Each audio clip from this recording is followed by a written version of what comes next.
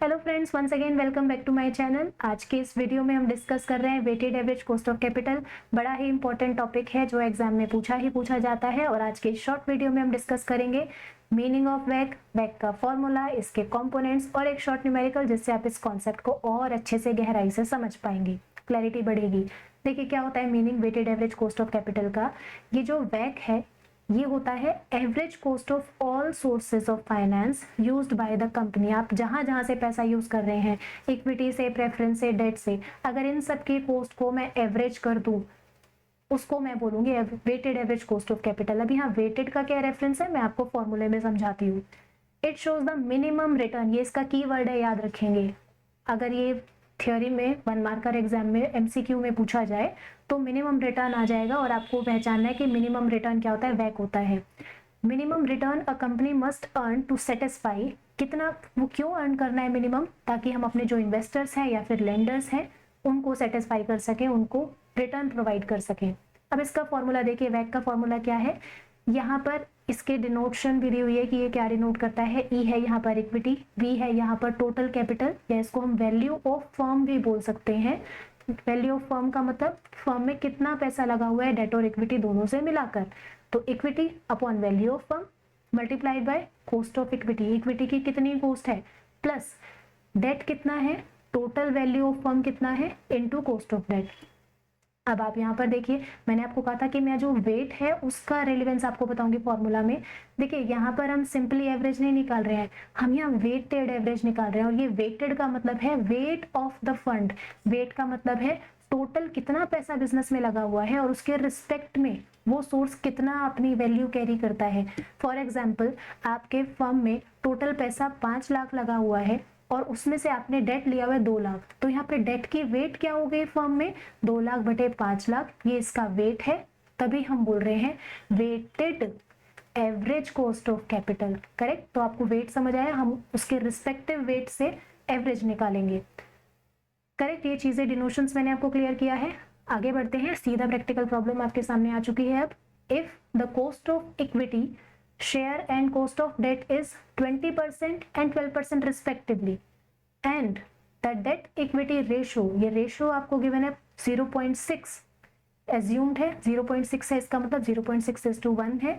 then what would be the weighted average cost of capital। चलिए options आपके सामने है, इसको कैलकुलेट करने के लिए हमें फॉर्मूला याद रखना है। सबसे पहले फॉर्मूला क्या होता है, कितना इक्विटी है, total value of firm into cost of equity, plus कितना डेट यूज कर रखा है, टोटल कैपिटल या total value into cost of debt. अब ये चीजें हमें सारी पता होनी चाहिए, क्या कितनी है। इक्विटी कितना है आपके पास, मैंने आपको बताया था 0.6, अगर लिखा है रेशियो इसका मतलब 0.6:1, इसका मतलब डेट है 0.6, इक्विटी है 1, टोटल अगर दोनों को मिला दे तो वैल्यू बन जाती है, और वैल्यू यहाँ कितनी बन गई, 0.6 + 1 1.6।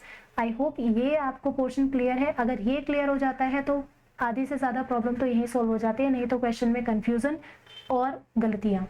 इक्विटी कितना है मैंने ऊपर लिखा है 1, डेट कितना है मैंने ऊपर लिखा है 0.6, वैल्यू ऑफ फर्म टोटल कितना है 1.6, कॉस्ट ऑफ इक्विटी क्वेश्चन में गिवन है, पहले दिया हुआ है कॉस्ट ऑफ इक्विटी और कॉस्ट ऑफ डेट रिस्पेक्टिवली, तो ये इक्विटी है 20%, कॉस्ट ऑफ डेट कितना दिया हुआ है 12%। करेक्ट, अब कुछ काम नहीं रहा, बस ये वैल्यू उठा के फॉर्मूला में आपको पुट ऑन कर देनी है और सॉल्व कर देना है। कैसे करेंगे, equity 1 upon value is 1.6 into cost of debt, यहाँ पर गिवन है कॉस्ट ऑफ इक्विटी कर रहे हैं हम, सॉरी अभी 20%। अब आप बोलेंगे आपने नीचे 100 क्यों नहीं लगाया, क्योंकि मुझे आंसर परसेंट में चाहिए, तो मैं क्यों इसको अभी तो अपॉन 100 करूं, बाद में 100 से मल्टीप्लाई करूंगी, तो मैंने इसको अभी मल्टीप्लाई नहीं किया। प्लस ये तो इक्विटी की वेटेड एवरेज कॉस्ट है, निकालते हैं अब डेट की। डेट कितना है 0.6, वैल्यू कितना है 1.6, मल्टीप्लाई किससे करना है, कॉस्ट ऑफ डेट जो कि है 12%। 12 को मैं एज इट इज ले रही हूँ क्योंकि परसेंट में ही आंसर निकालना है। अब इसको सॉल्व करना है और कुछ नहीं बचा।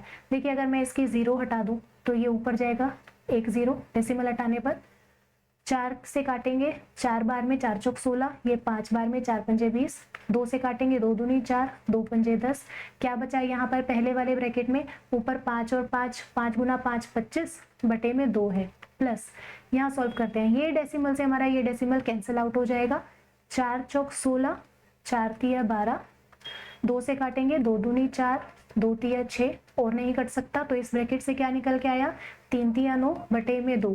अगर मैं इसको और फर्दर सॉल्व करूं, आपको पता है 25 बटे 2, 25 का आधा 12.5, 9 का आधा 4.5, अगर मैं 12 और 4 को ऐड करूं 16 और आधा 17, 17%। क्या किसी ऑप्शन में 17% नजर आ रहा है? चेक कर लेते हैं। जी देखिए, ऑप्शन नंबर बी ये करेक्ट आंसर है। तो इस तरीके से हम निकालते हैं weighted average cost of capital. हर स्टेप को ध्यान रखना है, सावधानी से करते चलना है। ये इसका बेस्ट पार्ट है, जो मैंने स्टार भी मार्क किया है, इसको अपने रजिस्टर में लिख लीजिएगा, नहीं तो कंफ्यूजन बढ़ती है और सॉल्यूशन गलत निकल आता है। करेक्ट। तो आज के सेशन में इतना ही। एक बढ़िया ही बेहतरीन क्वेश्चन से हमने कॉन्सेप्ट को डिस्कस किया, समझा। तो अगर आपको कंटेंट क्वालिटी पसंद आई, एक्सप्लेनेशन पसंद आई, तो चैनल को ज़रूर सब्सक्राइब करें, अपने फ्रेंड्स के साथ शेयर करें वीडियोस को लाइक करें और हमारे चैनल के साथ जुड़े रहिए for more videos. Thank you, take care.